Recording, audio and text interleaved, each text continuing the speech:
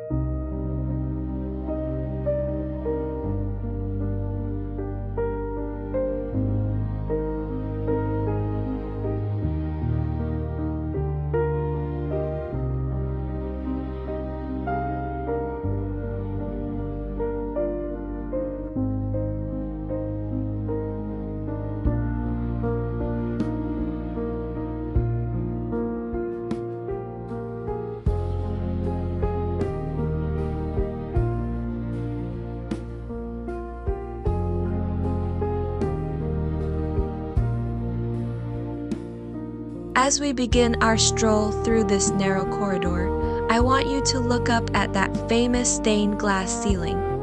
It is like a colorful ribcage that holds all this energy together. The architecture here is a fascinating puzzle.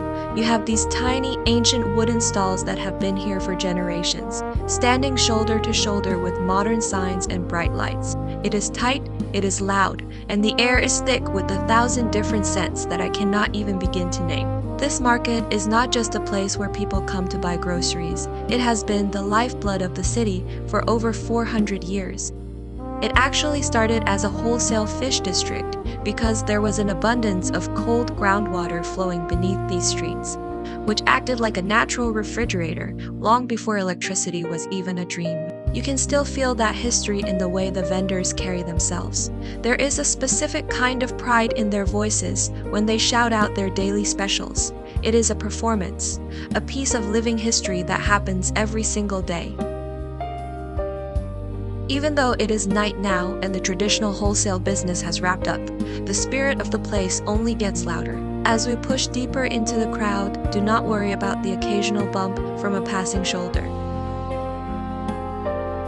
That is just the local way of saying that you are part of the family now. Look at the way the stalls are organized. They are so small that the merchants have to be masters of space, stacking their treasures in beautiful geometric patterns that almost look like art installations. Whether it is the deep greens of local pickles or the silver shine of the morning catch, everything is displayed with a level of care that tells you exactly how much these people respect their craft. This is the folk culture of the city in its rawest form. It is not something you find in a museum. It is something you find in the steam rising from a grill and the laughter of friends sharing a snack. History here is not a quiet thing that stays in textbooks. It is vibrant and it is constantly evolving. Notice how the younger generation is working alongside the elders, keeping the old family secrets alive while adding their own modern twist to the atmosphere. There is a beautiful continuity here. One stall might be selling kitchen knives forged with techniques that are centuries old, while the neighbor is serving up a fusion snack that was invented last week. It is this constant dialogue between the past and the present that makes the market feel so alive. It does not feel like a relic, it feels like a heartbeat. As we reach the far end of this long, glowing tunnel, I hope you can feel how the energy of the market contrasts with the quiet wooden halls we will see later. This is where the city comes to eat, to talk, and to remind itself that life is meant to be enjoyed. The architecture might be aging and the traditions might be ancient, but the soul of this place is forever young and perpetually hungry.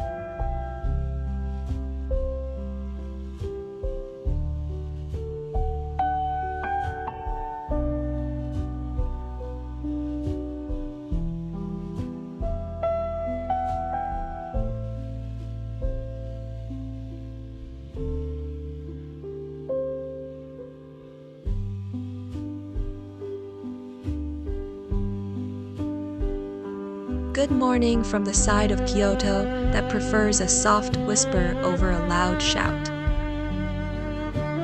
After the neon energy we experienced last night, walking into this ancient merchant residence feels like taking a long, deep breath. The architecture here is a masterclass in subtlety.